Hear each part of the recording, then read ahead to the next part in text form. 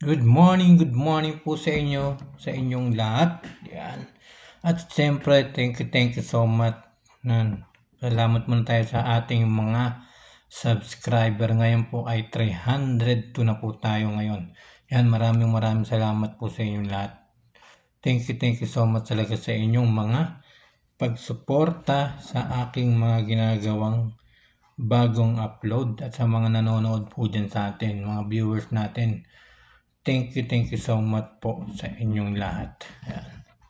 Meron po tayong may nakita akong post ni Ronnie Suwan, ni Boy Tapang. Yung post niya. Bagong post niya to, 4 hour. Diba? Meron po tayong babasahin. Sa nilalaman nito guys, sa nilalaman nitong kanyang post ay humihingi siya ng patawad sa lahat ng mga totoo raw, tunay na sumusuporta sa kanila ni Cherry White, di ba? Humingi siya ng sorry sa mga pagkakamali. Ito nga, basahin natin yung sinabi niya rito sa kanyang post 4 hour ago. Gusto ko lang humingi ng patawad sa lahat, lalong-lalo na sa mga tunay na sumusuporta. Tunay na sumusuporta sa akin at siyempre kay Cherry. Di ba? Marami namang sumusuporta sa'yo. Marami din namang sumusuporta sa'yo. Kasi kung walang sumusuporta sa'yo, yung mga views mo ay hindi aabot ng mga milyon, di ba? Pero hindi lahat ay kumakampi sa inyo, di ba? Hindi lahat kumakampi sa mga sinasabi nyo na o mga video na pinapakita nyo na hindi naman makakatotohanan, di ba? Marami naman nagsusuporta sa iyo. Yan, kay Boy Tapang at saka Cherry White. Kaya lang, ayusin lang natin yung mga ginagawang content, di ba?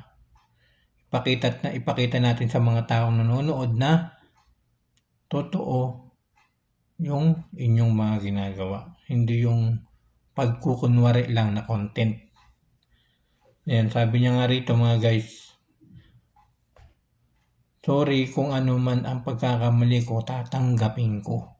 Ayun, sabi niya rito, tatanggapin niya raw kung ano yung pagkakamali niya. Siyempre, meron siya rito sinabi na gusto niya ng mga tahimik o manahimik kasi puro mga bad yung mga nababasa niya, di ba? Mga hindi maganda na nababasa. Yan, sabi niya rito, gusto ko ng peace at respeto. Peace at respeto. Nirerespeto ka naman, Boy Tapang. Kaya lang kasi yung mga ginagawa niyong content ay puro hindi makakatotohanan, di ba? Hindi true. Dapat ang gagawin yung content yung true. Hindi niyo lolokohin yung mga nanonood sa inyo, di ba? Hindi niyo paaasahin. Tapos yung love team niyo ni Cherry White, di ba? Kayong dalawa. Di ba sabi mo nga, kayong dalawa. Tapos bandang uli, anong mangyayari? Wala. Tapos may makikita na naman, iba namang babae. Di ba?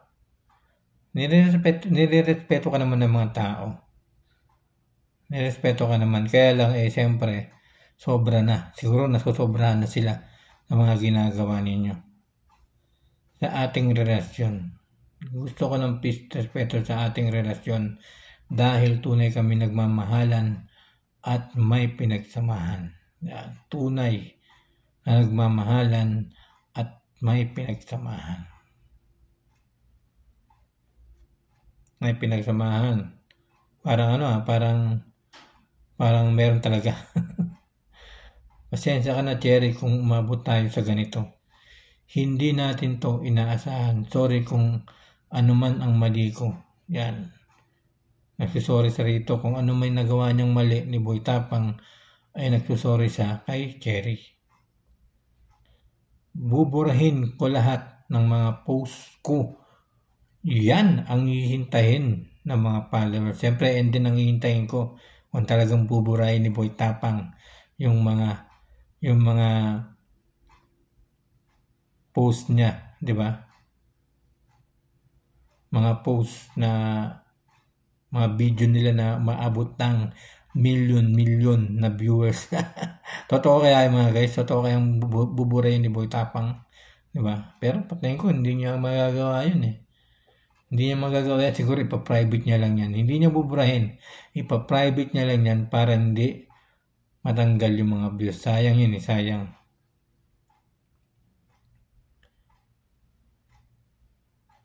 Buburahin ko lahat ng mga post ko at hindi na ako magpaparinig kailanman about sa ating dalawa. Ating dalawa. Mamaya baka na naman may mapanood na naman ako, Boy Tapang, ha? Di ba? Dahil mas mabuting manahimik at patawarin ang isa't isa. Yan ang pinakamagandang gagawin nyo, di ba? Wag kayong magtatanim ng galit sa isa't isa, di ba? Wag kayong magalit sa kapwa. At patawarin ang isa't isa. Napaganda na sinabi ni Boy Tapang rito. At palampasin ang mga nangyayaring dahil alam kong lahat ng ito ay pagsubok lamang. Pagsubok lamang, sabi ni Boy Tapang, ni Ronnie Swan, di ba? Maraming salamat sa lahat. Sana maintindihan ninyo. Boy Tapang, Ronnie Swan, yan naiintindihan naman namin, di ba? Naiintindihan ng mga followers mo, ng mga tagapanood mo, mga taga-suporta, yung mga ganyang mga pangyayari. Pero sana sa susunod na darating na panahon o kakaroon kayo ng collab o dapat yung talagang true at makatotohanan. Kasi kapag hindi makatotohanan yung mga ginagawa, puro ganyan nangyayari sa inyo ni Cherry White, di ba? Pag ganyan palagi, hindi na maniniwala sa iyo yung mga pinagagawa ninyong content, di ba?